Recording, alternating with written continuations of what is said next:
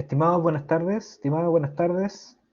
A continuación voy a hablar de esta cápsula, este pequeño resumen de 5 a 10 minutos, videos cortos, respecto a la semana número 5 del módulo de Introducción a la Gestión Pública. En la semana número 5 vimos fundamentalmente un poco respecto a la historia constitucional de Chile, ¿ya? Y también respecto a elementos de, el proceso de modernización del Estado.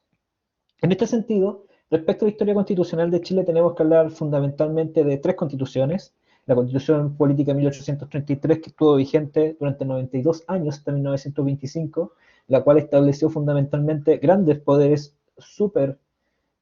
omnipresentes, omnipotentes, para la figura del presidente de la República, prácticamente como gran legislador y gran colegislador en estas materias, también vinculado fundamentalmente a el establecimiento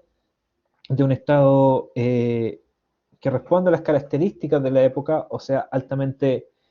católico, ya un Estado muy cercano a la Iglesia, donde la separación Iglesia-Estado era bastante débil. De hecho, la Iglesia compartía funciones en la administración estatal, como por ejemplo el registro de los nacimientos, el registro de las defunciones, etc. Progresivamente la Constitución Política de 1833 fue mutando fundamentalmente a través de los cambios de regímenes, por ejemplo, de un gobierno conservador, el trienio conservador, a lo que son los gobiernos liberales, ya con el pronunciamiento principalmente en un comienzo de leyes laicas, también con la ocurrencia en 1891 de la guerra civil y la fractura de la élite política, donde el parlamentarismo, entre comillas un parlamentarismo de facto, empieza a tomar mayor relevancia en virtud de las atribuciones que tenía el Parlamento para poder sesionar, sin perjuicio de que estas reformas a partir de 1891 le quitaron un mayor peso a la figura del presidente. La Constitución estuvo vigente hasta 1925, año en que a raíz de la fractura y de la crisis política institucional durante el primer gobierno de Alessandri Palma, ¿ya? Se genera un golpe de Estado, una intervención militar hacia el Parlamento, y Alessandri Palma, en conjunto con, una serie de especialistas, genera una constitución que es plebiscitada en el año 1925 y que fundamentalmente establecía cambios, como por ejemplo el establecimiento de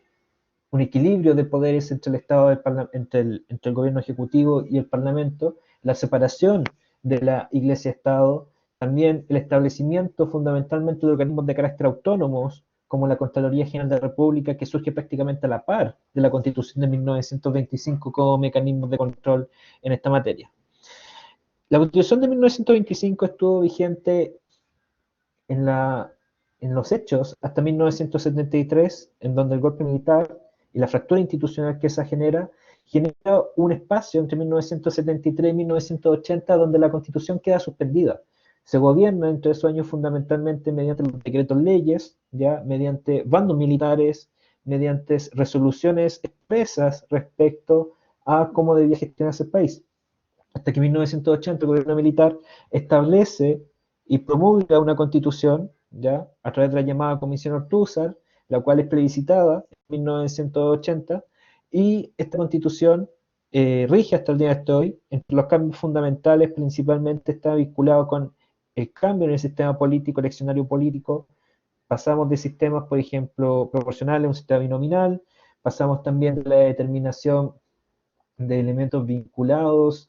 a la forma de elección del presidente que recaía indirectamente en el Parlamento a una segunda vuelta. También hubieron cambios fundamentales, principalmente en la concepción de derechos o en la materia económica, el rol económico del Estado, abandonando un sentido de Estado de bienestar y pasando a un sentido de Estado subsidiario. En 2005, la Constitución de 1980 sufre sus cambios más importantes o fundamentales en esta materia,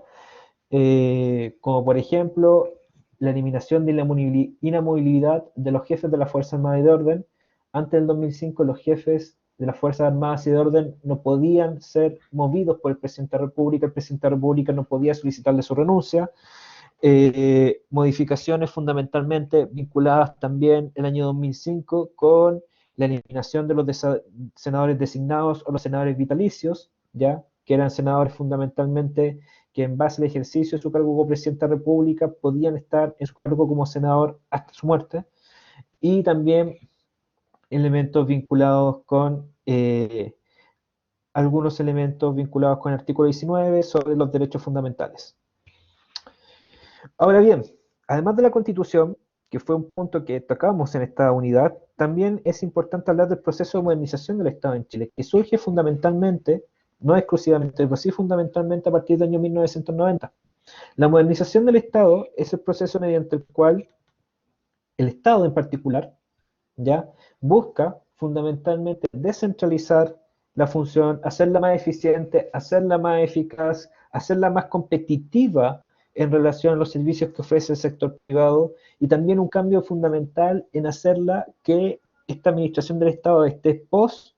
en la gestión de resultados, muy similar a criterios vinculados con los principios de la administración de la nueva gestión pública. Este proceso de modernización del Estado fundamentalmente empezó llevado a cabo en los años 90 con un proceso de tecnologización, ¿ya?, y posteriormente con instancias de encuentro interministerial para generar políticas de modernización. Se va a acelerar el año 2000 con el